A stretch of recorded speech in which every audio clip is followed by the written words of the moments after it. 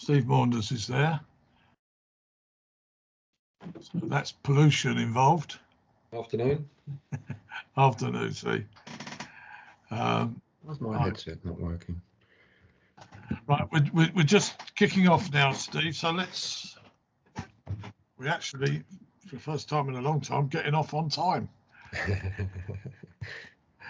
Right, so it's now 2 p.m. So I'd like to welcome you all to this virtual meeting of Hounslow's licensing panel. I would like to welcome you, myself and my colleague John Todd, who makes up the panel this afternoon. We would normally have 3 members on the panel, but one of the panel members had to back out at the last minute, leaving us with 2, which is a quorum. I hasten to add, we are quorums. I'd also like to welcome council officers who are assisting members throughout the meeting. In addition, I would like to welcome members of the public who are watching this meeting at home. The way this meeting will work will be that as chair, I will run the meeting, inviting people to speak. As it is very easy for people to speak over each other in a meeting like this, I will ask each member or officer to speak in turn at the appropriate stage. This will mean that there will normally be no need for people to interrupt or to ask to speak.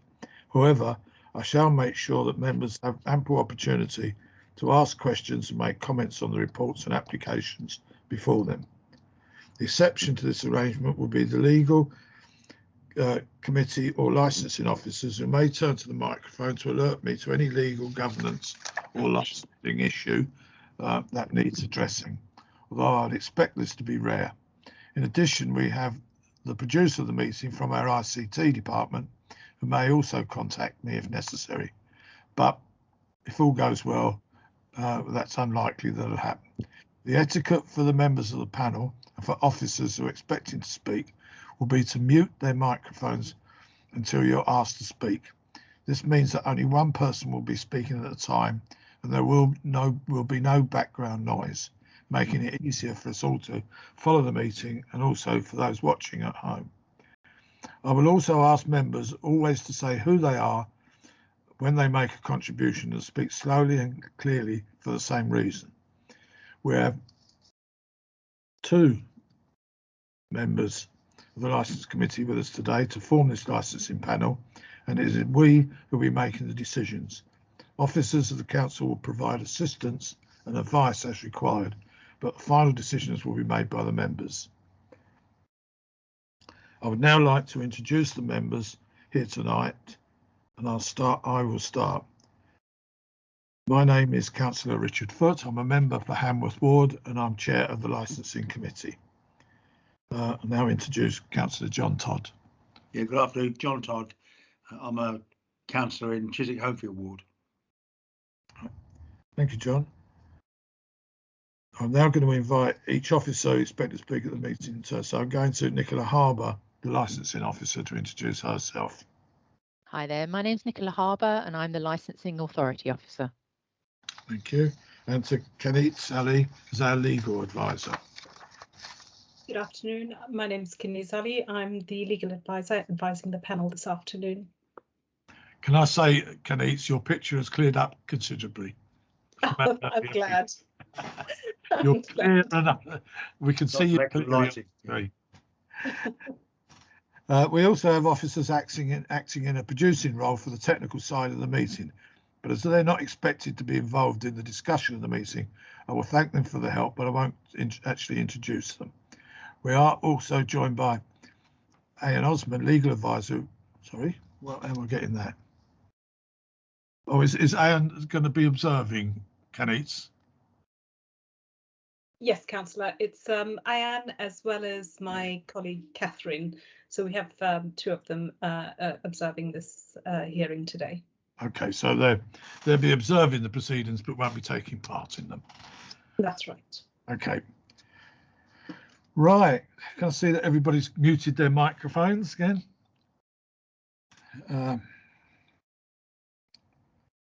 Members of the public are reminded that the agenda and all the reports being considered by the panel today can be found on the council website under the licensing panel meetings page. So if you want to see them, that's where to look. I also want to make sure that all members have seen the agenda and the reports. Please now speak if you've not seen them. I know that John's seen them because we've been discussing it. So, right. I'd like to remind members to need to hear all of the evidence in each report we're considering tonight. This means you should listen to the whole debate. This is a legal requirement. If you should find you're having technical problems and need to log out of the meeting and come back again, please let me know immediately, ideally beforehand, but not afterwards. But if not afterwards, by turning on your microphone. This would be a permitted interruption. We can then decide how far we need to recap if that's necessary. I mean, the next line actually doesn't apply, but we can't, if one member doesn't hear, then we're going to have to recap. There isn't an alternative to that this evening when we've only got 2 members, which is quorum, but 1 is not. Finally, I'll say that any member of the public listening or watching, thank you for joining us this afternoon. We hope this meeting will go well, but any virtual meeting may suffer an unexpected technical hitch, so please bear with us. I should also clarify this meeting is being recorded and will be made available on the Council's YouTube channel in the next few days. Contributors to the meeting are asked to remember that they will therefore be included in the recording of this public meeting, so watch your language. Thank you. We will now move on to the first item on the agenda, or to the only item there. Chair, can I give my declaration of interest, please? Yeah, please do, John. Yeah. Yeah, sorry, good afternoon. Colleagues, just to remind you, I am a trustee of Chiswick House and Gardens Trust. Thank you very much. Sorry to interrupt. That's all right, John. We now move on to the licensing application for decision at this meeting. This afternoon's application is an application for a premises license to permit the playing of live and recorded music and excuse me, and the sale of alcohol off the premises by Dino Kingdom, Popes Lane in Brentford Ward. Where we need to time contributions, I will ask the legal officer to alert me when allocated timings have been reached. I will also ask her to alert me prior to the guillotine being reached if we've not concluded the meeting by that time. May I remind all members, officers and public speakers at this meeting to introduce themselves each time they speak and also to turn off their microphones when they finish speaking. It's also important to speak slowly and clearly so that everybody can understand what is being said. Finally, if you are making reference to any agenda documentation, please give the page and paragraph details. Bearing in mind we have a very, very large document, I think 460 odd pages. So it's a lot of pages to refer to if we need to.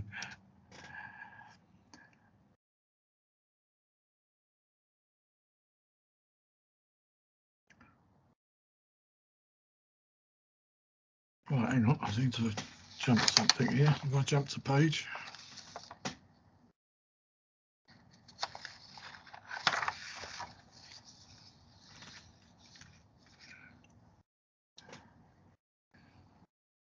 Right. I understand that speaking for the applicants will be Harry Fegan and Emily Griffiths will be there to advise subsequently if necessary. Other people who made prior formal or prior requests is Steve Maunders. I'm putting him in as prior request. I don't know whether he has put one in, but I know he is here, and he is here as representation of the council on pollution.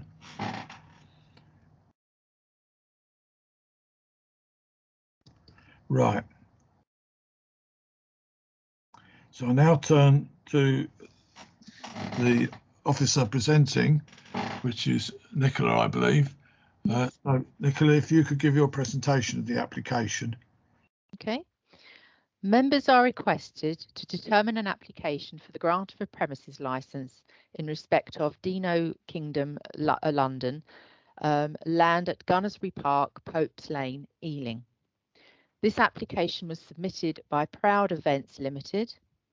The licensable activities applied for are as follows: for a 21-day annual for 21 days annually between March and May. Supply of alcohol for consumption on the premises Monday to Sunday 10 to 1900 hours.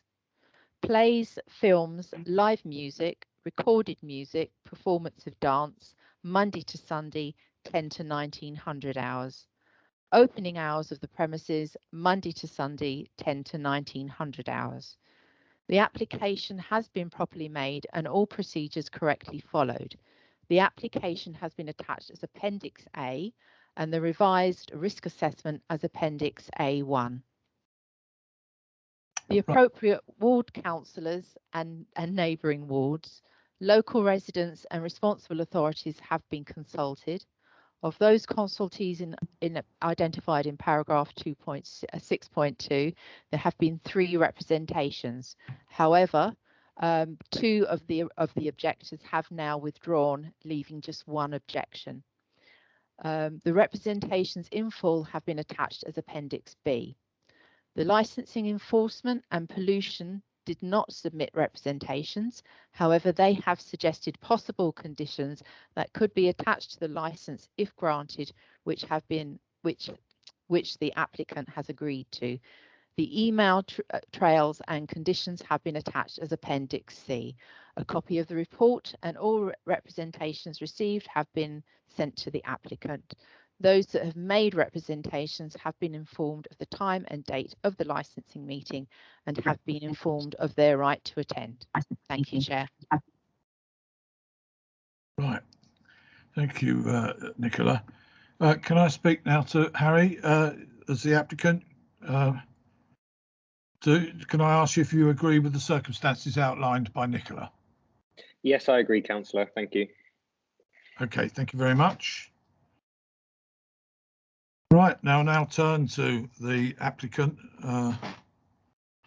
to confirm your name and address and then address the panel about the application. Now I've got 5 there as was been allocated for that, so I'm asking Kenix to look at it, but if you feel that may be cutting you a bit short, let's, we look at what we can do. But at this moment,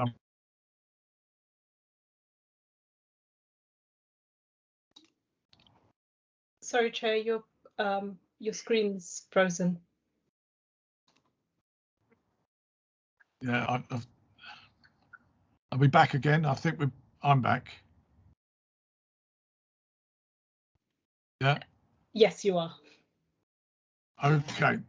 Harry, do you want to make your presentation then? Yep, thank you, Councillor. So my name is Harry Fagan. I am one of the founders and directors of the company Proud Events Limited, who are the organisation who have submitted the application for the premises licence. Proud Events Limited are the production agency for the event Dino Kingdom, which is for the application for the event is for. The Dino Kingdom is a company that is owned by Outreach Creative, who are a client of Proud Events and have been a client of ours for over 3 years now. Over the last 3 years, Proud Events and Outreach Creative have run over 100 individual events, but across 6 long-term kind of events, so 6 weeks or more over the last 3 years that have taken place across the United Kingdom. These have taken place in Chiswick House and Gardens in 2020, in 2 parks in Manchester, a venue in Edinburgh, and also Crystal Palace Park in southeast London. The event Dino Kingdom is a family-style event, so it is a dinosaur trail that is built and with minimal amplified music and entertainment, simply that is used as background noise for the event itself. The license that we have applied for is for 4,999 license. However, it's expected that we will never have more than 3,500 people on site at any one time. We will be on site building the event from the 21st of March through to the 31st of March of this year. The event will operate for this year in 2022 from the 1st to the 18th of April. So that's 19 live days in total. And then we will be de-rigging the event from the 19th of April through to the 25th. We've applied for an annual license of a maximum of 21 days between March and May simply because the event may come back in future years if it is deemed a success and if the Gunnersbury estate would like us to come back. We have a 1-year contract with the Gunnersbury estate, so we have to go through that process annually if they would like to have us back. As I said before, the event is predominantly a dinosaur trail. The content of the event will consist of up to 100 different dinosaur installations across the site, which will range from as big as 1 meter up to potentially 50 meters in size. Some of these dinosaurs will be moving, they're animatronic and they will make sounds, and then others will just be stationary models that don't move and don't have any electricity to them. A pre-designed trail will be made within the space, which is where our customers will follow, and throughout the trail, as well as the animatronic and regular dinosaurs, there'll be certain areas for VR content, VR being virtual reality. Within marquee structures, we will have some background low-level amplified music to create an ambient atmosphere for the event. We will have food concessions on site, 1 singular bar on site, and we will have up to 5 fun fair rides as well. This is not a music festival. There will not be any high-profile acts or large numbers of attendees gathering in one space in front of a stage. The purpose of the event is a dinosaur trail that all of our customers will follow. We have applied for a license of £4,999. However, we will be admitting audience members in on an hourly basis with a maximum of 1,200 people per hour. Based on this calculation, most of our customers takes about 2 hours to walk the route. So we never anticipate to have more than 3,500 people on site any one time. But as I said, we will be monitoring that capacity with our security agency to make sure that we never go over the 4,999 mark. The event Dino Kingdom, specifically this brand, has been operated twice previously, once in Manchester by us in Wythenshawe Park with Manchester City Council, and then once in Nottingham, and was hailed a success, and we had over 100,000 attendees over a 3.5-week period. Proud Events itself has been operating for 7 years. We formed in the end of 2014. We're a small team of 9 individuals based across London and Manchester, and we are the designated premises supervisor across 4 different licenses across the United Kingdom. And we're very proud of our safety record and the work we do. Just to kind of finish off, we've been working with the estate and the parks team for a number of months now. We started engaging with them in October. We have appointed sound experts, transport experts, ecology experts, tree experts, who have all helped us form the plans that have been presented to this committee. We submitted our application for a premises license in the 23rd of December, I believe. The consultation ended on the 19th. And as Nicola mentioned, we have 1 outstanding representation which has not been removed.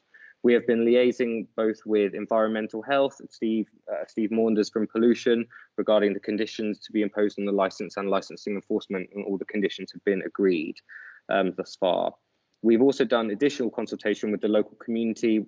Thus, 10,000 letters were sent out to the local community, local residents, as stipulated by the Gunnersbury estate pre-Christmas, to invite them to online consultation. We had 8 members show up, all of which left satisfied, and none raised objections against the license. We will continue to consult with the local community, the key stakeholders of the park, in the run-up to the event. Local community event benefits for the event are currently to be agreed, but are in process with the promoter on agreement that the license is granted. And I think that's a good summary for 5 minutes. Okay, thank you very much, Harry. John, do you have any questions of the applicant? You're muted, John. Good afternoon, Mr. Fagan. Can I call you Harry? You may. Thank you, Councillor. Yeah, very nice to meet you. Can I start with the difficult questions, please? You haven't addressed the drinking up time. The drinking up time. So you're showing 10 o'clock to 7 o'clock. Okay. So that we mirrored the opening hours of the event because we have a fairly low capacity audience on the site. We found when we've run this event previously, we've not had to set a drink up time early. We have no objection to doing so, and we'll be happy to consider, say, a 6:30 drink up time if it felt appropriate by the committee. Okay, so you, well, I've got to discuss it with my colleagues and our Of course. advisor, but 6:30 to me seems appropriate. If that's a recommendation of us all, would you object to that or not? I would not object. Okay, that's very helpful of you. Thanks very much. A matter of detail, Harry. In the consultation letter sent out and your overhead as part of the consultation, you show on one document, you show the last ticket being sold at 4 o'clock. Then in other documentation, you show 5 o'clock. What's the correct situation? And have the consultation people been misled?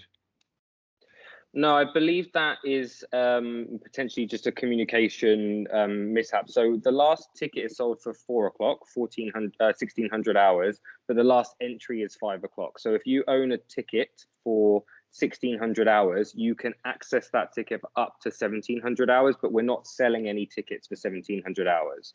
It's more to combat people who may be running late, for example. No, listen, that's a very fair answer. I don't know whether you got copies of your documents, but I'm looking at page 51 of a document, which is saying to be done ticketing and refunds. Okay. It says all tickets will be purchased. The event organizer should make refunds available to everyone. Experienced symptoms is not motivated to attend the event due to not securing a refund. That's not the best grammar, but I think I'm entitled to query that section. It looks work in hand rather than a decision. Would you like to clarify that on refunds? Yes, no problem. So Please. that was yes, no problem. That was a point that's been put in recent years in light of the COVID pandemic and handling the refund situation. If anyone emails in to the event organizer who's displaying COVID symptoms, we will issue a refund, either a reallocation of date if there are any dates that suit that customer, or if there are no dates that suit that customer, we issue a full refund to that customer. And that is something we've done for the last 2 years successfully whilst navigating this COVID-19 pandemic. Okay. In your paperwork, there's mention of, I'll give you the page if you want, Litopia Village. Okay. Is that a mistake from a previous document? It is. So Litopia is it's another event with the same client. So we run 2 brands for that client, Litopia and Dino Kingdom. So that is a error in documentation. I will get that changed. Okay, so there's no, okay. Can I stick with Litopia a minute? I did declare my interest as a trustee of Chiswick House, and I know that Litopia visited on 2 occasions. And I'm not quite clear what your role was. Can I just generalise, if you wouldn't mind, Harry? I think the last time they attended, they left all the equipment, and it was a bit of a mess to be. So I'm not apportioning blame, I'm seeking clarification. So Litopia has attended Chiswick House and Gardens once, but a different Lantern Festival has attended another time. So I believe the original Lantern Festival took place in Chiswick House and Gardens in 2017. We were nothing to do with that event, and that was the occasion when the equipment was left on site. Since then, we came back. Proud Litopia has since been to Chiswick House and Gardens in the beginning of 2020. Proud Events were the production company for that specific event, not the previous one, and everything was removed from site. And actually, we were invited back by Chiswick House and Gardens to do another year. The reason we did not come back is because, unfortunately, with the competition of Christmas at Kew, it wasn't a commercial.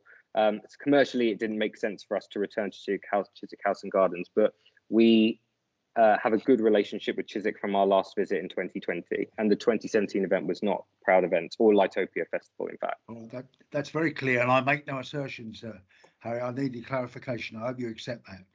No, thank you, Councillor. But I want to come on to, it's touched on that subject, reinstating the land. So here we are. I've looked at your accounts on Companies House. I know you don't have an audit, but reassure me that you have adequate insurance cover for the site. But I'm very much, as a greenie, I'm very keen on reinstatement of our wonderful land. Can you tell me, if you decide to do a run, and I'm not suggesting you will, how that work will be done?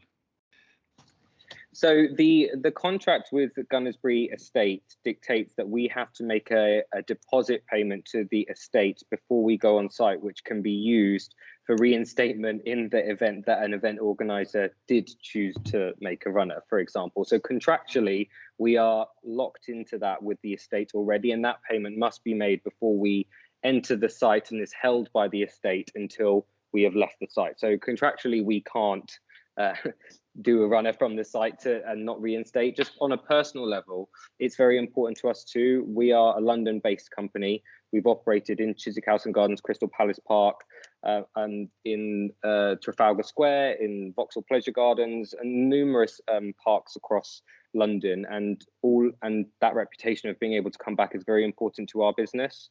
So the reinstatement is something we take very seriously. In all aspects of planning and producing the event, we do all we can to minimize the need for reinstatement. So putting in necessary ground protection. We've been working with the parks team for Gunnersbury Park, as I said, for about 5-6 months now to ensure that they're satisfied with our method statements and how we approach producing event. However, as I said, we will always have a reinstatement contract in with our venue, with the venues, just in case there are small areas that need to be looked at the event, and it is something that we are contractually obliged to do. But we do all we can to minimize that. Okay, I'm nearly finished, Harry. Very emotive subject, the price of your tickets. Right. Yeah. Okay. Yeah, sorry.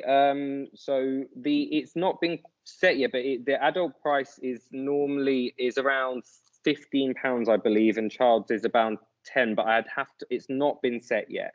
Okay. So I couldn't stipulate exactly yet what it would be for this event. Okay, that's a very fair answer. I want to come back. I'm nearly finished, Harry.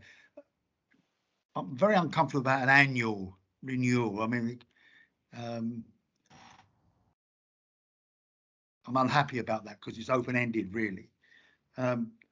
You've explained your logic, but I mean, do you want to quantify why you want such an open-ended application? I think within the conditions that have been agreed with licensing enforcement, we are stipulated to go through a safety advisory group process according to a set timeline for any subsequent years that we come back to the event. And that, for us, is a mechanism to ensure that we are following set protocols, that we are going through the responsible authorities, that our plans are approved and are critiqued, approved, and signed off by the local authority. And that, for us, is a mechanism we use to allow us to not have to apply for a license each year. By applying for a license each year, there's a cost attached to it, which simply, as an event organizer, we would prefer to minimize, moving forward. And that's why those conditions have been agreed with licensing enforcement, so that we have the license, but it can't be used unless we've gone through those conditions and we've consulted with the safety advisory group and all of our plans have been approved. And likewise as well with the estate, we only have a 1-year contract. They have the final say. So they've got a call on you, really, haven't they? They have a call on us. So we can't agree to come back without the local authority deeming our plans appropriate, and also the estate agreeing to have us back, essentially. So that was why, but it's purely a commercial of trying to not have to outlay the funds each year for a tested and proven event, essentially. All right. Thank you very much indeed, Harry. Appreciate it. Thank you, Chair. Thank you, John. Right, well, now you know why we kept John here and he wasn't one of the ones that went home, because he manages to find all the questions to ask, which doesn't leave me with a lot. I'm just looking down my list. The only one I didn't quite catch on your dates of opening, because you sort of had them in two lumps, I thought. Yeah, so the dates that were open to the general public is the 1st to the 18th of April. We will be building the event from the 21st of March. So that 10 days before, we'll be building the event. And then we will be de-rigging the event from the 19th of April to 25th. So our total residency on site is the 21st of March to the 25th of April, but we will only be open to the public the 1st to the 18th. Okay.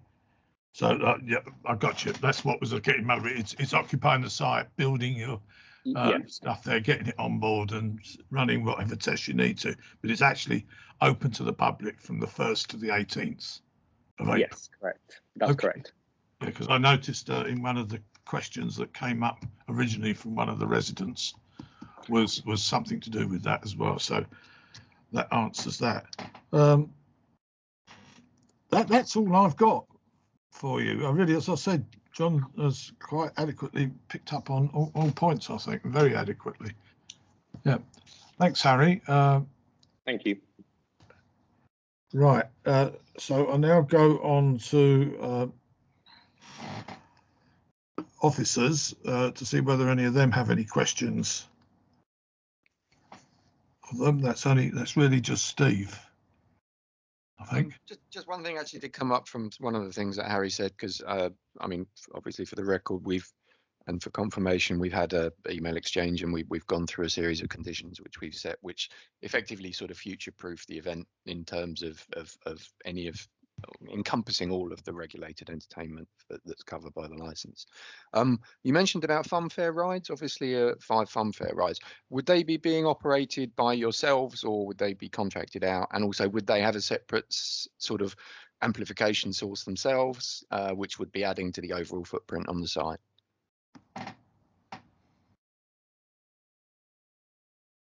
Apologies, I was just... No, you've muted yourself, Harry. You've gone off again, Harry, sorry. I've muted myself again, apologies. We do have a separate contractor who provides both our funfair rides, but also our food concessions. So it is the contractor is called Pullens Funfairs, and we work with them on all of our Dino Kingdom and Litopia events. So we've delivered, I think, 6 events with them over the last 3 years. Some of the rides, I believe 3 of 5, will have their own amplificated sound, which will contribute to the overall sound of the event. Yes, they, on the site plan, which is in the documentation pack provided, they are highlighted on the key, so you can see where the sound sources are coming from. But they will be included, yes. Okay, but they would remain within your overall control. So obviously, if they were contributing to an off-site problem, you would have the ability to deal with that on site. Absolutely, they are contracted to us. They answer to us, and they sit within our license perimeter. Okay, that's great. And the only thing I would highlight is obviously the dates from the conditions that are yet to be agreed. Obviously, and if you do get your license, for the 4th of March as far as submission for the noise management plan, and the 22nd of March as far as the final date for obviously engagement with our team and the noise consultants. Could you just repeat the second date, please? Yeah, the 22nd of March, which was the date for the sort of 10 days prior to the actual event starting, to have some discussions with the noise consultants. Yeah, that's fine. That's agreed by me. Yeah. Yep, that's great. I was just highlighting the actual dates because obviously I know the breadth of the license would cover up until May to give some flexibility with when the event could be held in future. But it was just to flag those particular dates. Thank you. Thank you, Harry. Okay, Steve. Chair, can I ask Steve a question, please? Yes. Well, yeah. Ask Steve. Yeah. And Harry, if necessary. Yeah. Nice to see you, Steve. And you during daylight. He's normally out at night. He's our noise man. Outstanding. The wild rock posters were on the wall. You've reminded me, Steve, about these important meetings of, I think you call it a safety group. Yes, safety advisory group. Yeah. Yeah. When's that going to be held, or has it been held?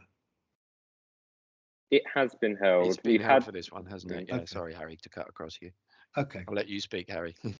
No, sorry. Move your lips, Steve. That's it. It's easier. Yeah. Okay. So can I, whatever. So do we assume that group signed this function off?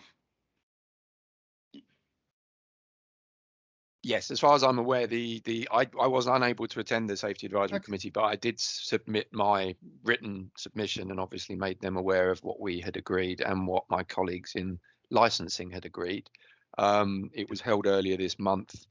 The other partners, as far as the fire brigade, police, London Ambulance Service, who also attend that, as far as I'm aware, I haven't actually looked at anything back through the minutes that there were any concerns that weren't addressed, and as far as they were concerned, the event was signed off from their perspective. Okay, that's very helpful. I mean, just an opinion. I get the impression that Mr. Fain and his colleagues have been as cooperative as they could. Is that a fair comment?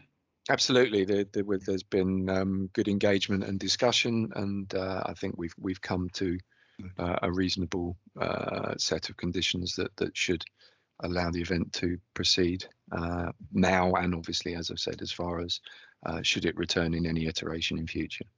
Okay, thank you very much. It's very helpful, Mr. Saunders. Thank you. Thank you, Councillor. Cheers, John. Right, other persons. Well, the only other person I think, can I just confirm with you that the Steve McKenzie didn't turn up, Jolene? He hasn't, no. Sorry. He hasn't. Okay.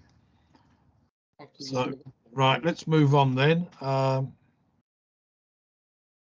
So there isn't anybody from other persons or the objectors to make any case. So I know, right, trying to get myself involved. Chair, asking if we wish to proceed. Respond, so there's no response there. None. Right, we're whipping through this business. As we don't have an objector present, we're ready at. We're now at the end of the business, so I'm going to ask the applicant if you've got any final comments to make before decisions made, but can you not make them sort of new data, if it could just be reiterating maybe what you've already said. Okay, Harry. Yes, thank you, Councillor. So I would just like to re-emphasise that the nature of the event Dino Kingdom London is a family-style event, that the audience is highly compliant. We have previous experience of operating Dino Kingdom and have good experience of how the customers will behave. However, despite that, we engage with all the same contractors as we always would. So we have our health and safety representative, we have our SIA security contractor, we have our first aid provider, we have our sound management expert, and that we take the upholding of the premises license and the conditions attached to it very seriously. We followed all the correct protocols in regarding the application for this license, and will continue to consult and liaise with the local residents, the key stakeholders and the responsible authorities, both up to the 2022 event and beyond for future years if we do come back. We appreciate the input from the committee and from the responsible authorities, and will continue to work alongside them moving forward. Thank you very much, Harry. Nicola, up to you now to advise us on procedures and options. That's actually Kenese. Is it? Yeah, well, that's what I thought. That's why I'm looking down my order of business, and it said officer presenting, which was yourself. No, it would be myself, Chair.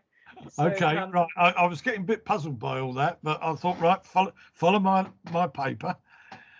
But, yeah. Okay, Kenese, it's up to you. Thank you, Chair. So the panel will now retire to go into the deliberation room to consider the application and the representations they've read and heard. The panel has the option to, 1, grant the application, 2, grant in part or in full subject to standard conditions, modify with extra conditions, or thirdly, to refuse the application. During deliberation, only the panel members will be present together with myself to advise the panel. As the legal advisor, I will not take part in the decision-making process, but will be there to assist the panel members. Chair, we normally say that it shouldn't take us anything more than 15 minutes, but if it takes anything longer than 15 minutes, then we'll convey this to those attending today's hearing through our support team. Thank you. Okay, so we will retire to our other room. Okay, John, you all right with that?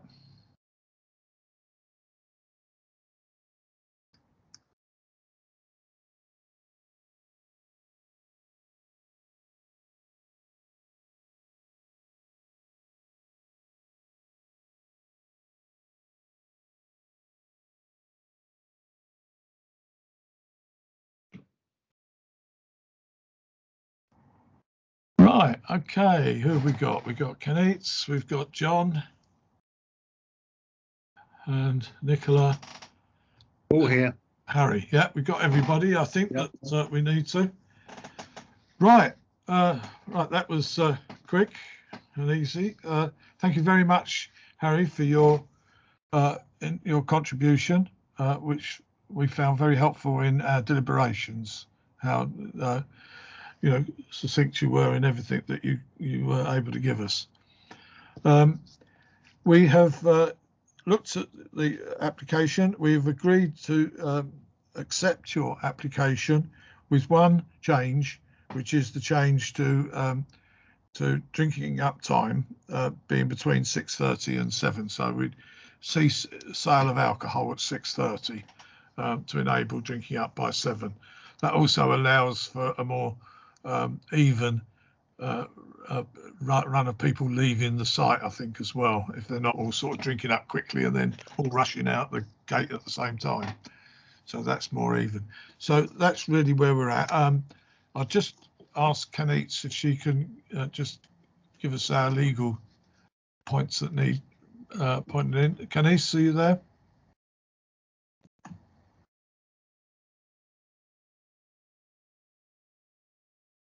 Keneitz? You've got your hand up, but I can't hear you. You're muted on camera and a microphone, Keneitz. Sorry, Yeah. Councillor. Yes, Sorry, please. Chair. I was waiting for someone to unmute me, unlock me to speak. Just to confirm that you've had the confirmation from the panel that regarding today's application. If anyone is grieved by today's decision, then they have the right to appeal to the Magistrates Court, and you must do that within 21 days. You'll receive a copy of the written confirmation of today's decision within 5 working days. So that's excluding today. Thank you, Chair. Thank you, Keneitz. Right.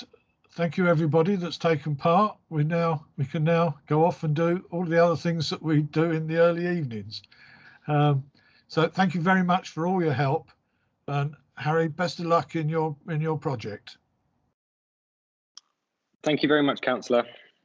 Thank you. Bye. Okay, guys. Good night. Thank you. Cheers, Steve. Cheers, Harry. Thank you. Thanks all. Councillors. Thank you.